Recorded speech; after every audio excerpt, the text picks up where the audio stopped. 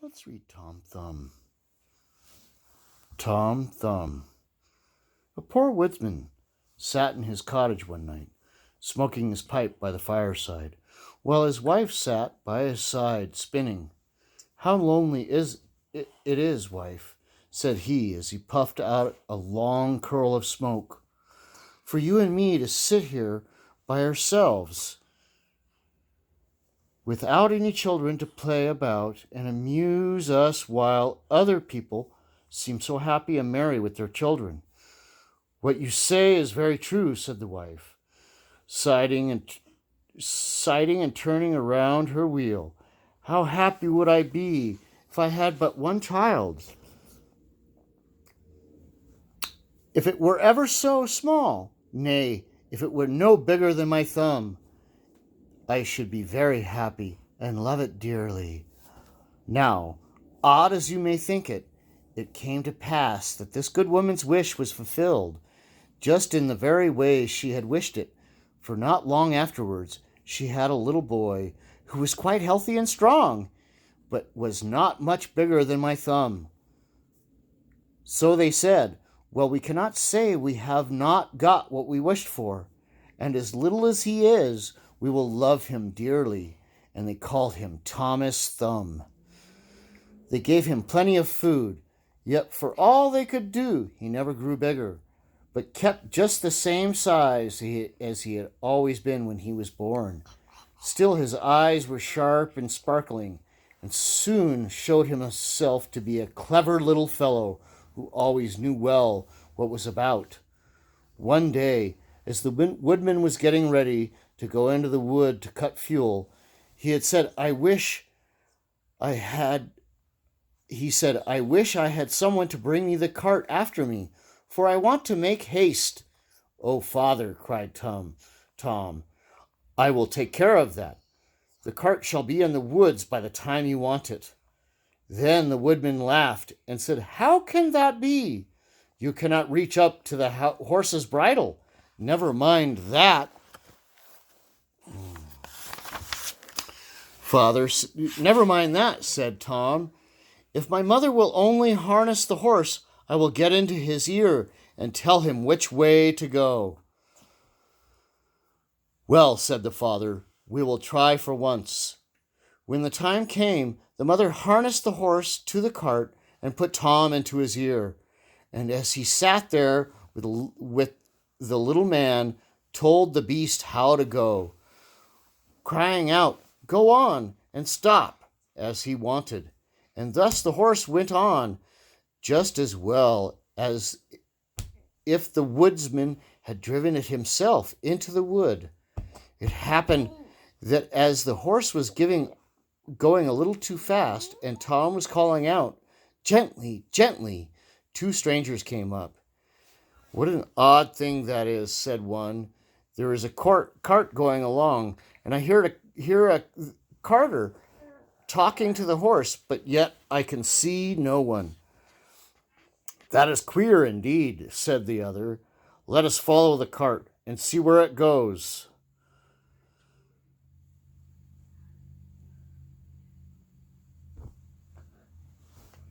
So they went on into the wood, till at last they came to the place where the woodman was. Then Tom Thumb, seeing his father, cried out, see, father, here I am with the cart, all right and safe. Now take me down. So this father took hold of the horse with one hand, and with the other took his son out of the horse's ear, and put him down upon a straw. There he sat, as merry as you please. The two strangers were all this time looking on, and did not know what to say for wonder. At last one took the other aside and said, this little urchin will make our fortune. If we can get him and carry him about from town to town as a show, we must buy him. So they went up to the woodman and asked him what he would take for the little man. He will be better off, said they, with us than you. I won't sell him at all, said the father. My own flesh and blood is dearer to me than all the silver and gold in the world. But Tom, hearing of the bargain they wanted to make, crept up to his father's coat, to his shoulder, and whispered in his ear, "Take the money, father, and let them have me. I will soon come back to you." So this woodsman at last said he would sell Tom to the strangers for a large piece of gold, and they paid the price. "Where would you like to sit?" said one of them. "Oh, put me on the rim of your hat, and that will be a nice gallery for me. I can walk about there and see the country as we go along." So they did as he wished, and when Tom had taken leave of his father, they took him away with him. They journeyed on till it began to be dusky, and then the little man said, "Let me go down, I'm tired." So the man took off his hat and put him down on a clod of earth in a plowed field by the side of the road. But Tom ran about amongst the furrows and at last slipped into the old mouse hole. "Good night, my masters," said he. "I'm off. Mind and look sharp after me the next time." Then they ran at once to the place and poked the ends of their sticks into the mouse hole. But all was in vain. Tom crawled further and further in, and at last it became quite dark. So they were forced to go their way without their prize, as sulky as could be. When Tom found they were gone,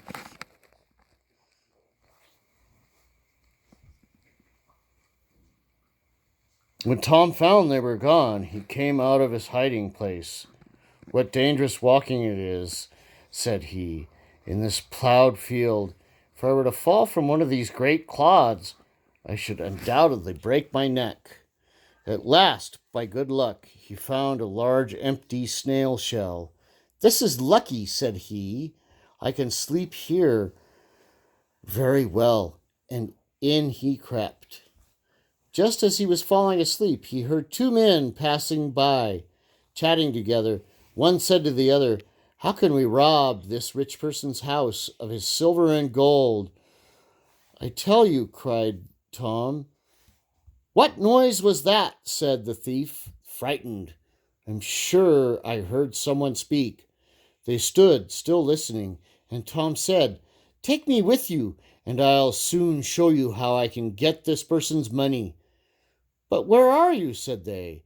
"Look about on the ground," answered he, "and listen where the sound comes from."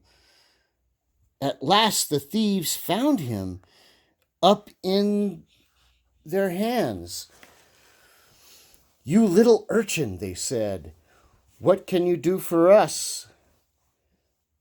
"Why, I can get between the iron window bars of the parson's house and throw you out whatever you want." "That's a good thought," said the thieves. "Come along, we shall see what you can do." When they came to the parson's house, Tom slipped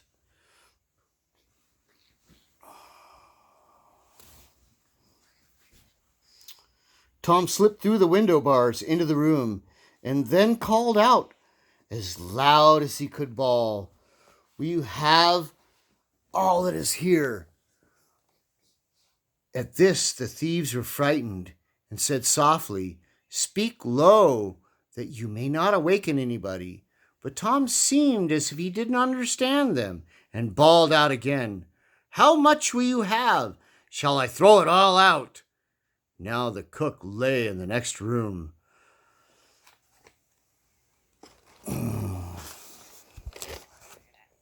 Hey, laying on lamps. Hold on. Now the cook lay in the next room, and hearing a noise, She raised herself up in her bed and listened.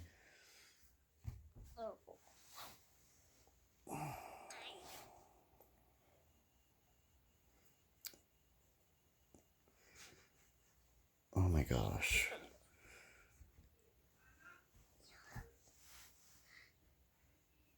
The little urchin is only trying to make fools of us.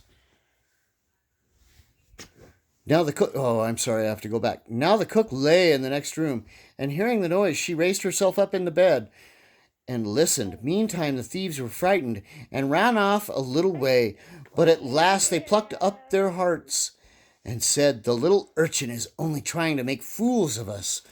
So they came back and whispered softly to him, saying, "Now let us have no more of your roguish jokes, but throw us out some of the money." When Tom called out as loud as he could, "Very well, hold your hands, here it comes." The cook heard this quiet plan, so she sprang out of bed and ran to the open door. The thieves ran off as if a wolf was at their tails, and the maid, having groped about and found nothing, went away for a light. By the time she came back, Tom had slipped off into the barn, and when she looked about and searched every hole and corner and found nobody, she went to bed, thinking she must have been dreaming with her eyes open. The little man crawled out in the hayloft, and at last found a snug place to finish his night's rest in.